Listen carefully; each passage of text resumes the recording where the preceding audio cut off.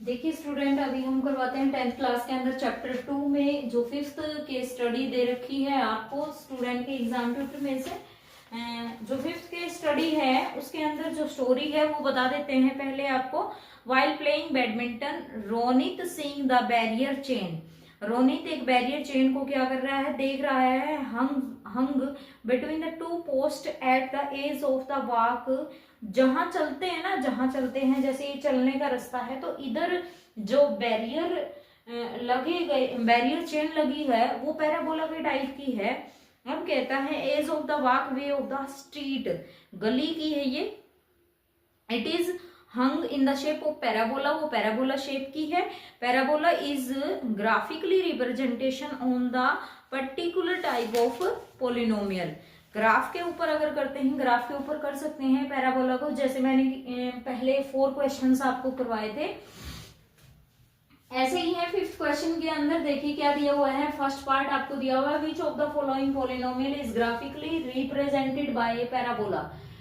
तो ये कहता है कि पैराबोला के द्वारा रिप्रेजेंटेड ग्राफ जो है ना वो कौन से पोलिनोमियल में होता है, लीनियर में होता है, क्वाड्रेटिक में होता है, क्यूबिक में होता है, या नन ऑफ दीज में होता है। अब देखो बेटा, पैराबोला तो तभी बनता है जब एक्स एक्सिस पे 2 पॉइंट कट करेंगे, है ना।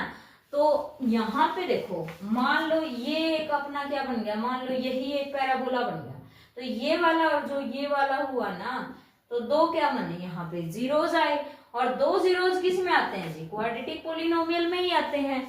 जब हम पोलिनोमियल को सोल्व करते हैं तो क्वाड्रेटिक पोलिनोमियल में जीरोज कितने होते हैं जी, 2। तो क्वाड्रेटिक पोलिनोमियल में पैराबोला ही बनता है, ठीक है। If A polynomial represented by A parabola, यदि एक पोलिनोमियल पैराबोला को रिप्रेजेंट करता है, intersect the x axis at, x axis को इंटरसेक्ट करता है -3 और 4 पे। एक्स एक्सिस मान ही लीजिए यही यहाँ पे, मान लो ये -3 और 0 आ गया और ये आ गया 4 और 0। एंड वाई एक्सिस को कट करता है -2 पे। वाई एक्सिस को मतलब ये वाई एक्सिस हो गया, इसको कट करता है -2 पे। देन इट्स जीरोज इज या आर, तो उसके जीरोज कितने बनेंगे, क्या बनेंगे, ये तो पहले ही करवा रखी है तो बात कि जो एक्स एक्सिस को ही कट करेगा वही उसके जीरोज आएंगे। तो एक्स एक्सिस को कट किया कितने पॉइंट्स पर, 2 पॉइंट्स पर। वो 2 पॉइंट्स कौन से हैं, -3 और क्या है, 4 है। तो -3 और 4 इसका क्या आ जाएगा आंसर, ठीक है, क्लियर। अब find the sum of the zeros of polynomial, इसका सम आपने बताना है। तो पहले आप क्या करोगे, अल्फा और बीटा की वैल्यू निकालोगे। अल्फा और बीटा की वैल्यू निकालने के बाद क्या करोगे, सम ऑफ जीरोज निकालोगे। तो देख लीजिए 4x² - 9x + 2, कौन सा पार्ट करवा रही हूं मैं, ए, कौन से का, 3rd का, ठीक है, यही है ना।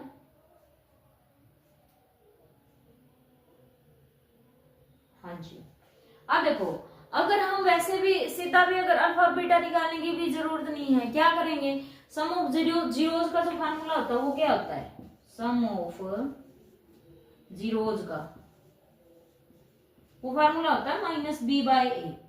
यदि यहाँ पे हम -b देखें सीधा, ये माइनस तो फार्मूले में है और जो b की वैल्यू है वो कितनी है, -9, बाय में a की वैल्यू कितनी है, 4, माइनस माइनस प्लस, तो कितना आ जाएगा 9/4। तो सम ऑफ जीरोज कितना आ जाएगा 9/4। And the next is product of the zeros, इसकी क्या बतानी है, प्रोडक्ट ऑफ जीरोज बतानी है जी आपने, ठीक है। देख लेते हैं प्रोडक्ट, हमें पता है प्रोडक्ट का भी, बी पार्ट में प्रोडक्ट क्या आ जाएगी, c/a। अब इसके अंदर बतानी है ना, तो इसका c क्या है 20, a कितना है 1, तो 20/1 कितना हो जाएगा 20। तो इस b पार्ट का आंसर क्या आएगा 20, ठीक है जी। ये था जी question number 5th of chapter 2 के study source based question. 12 marks के क्वेश्चन आएंगे जी, इनको पक्की से कर लेना। और जो HBSC है ना उसकी तो पक्की श्योरिटी है कि इसी के अंदर से आएंगे सारे केस स्टडी।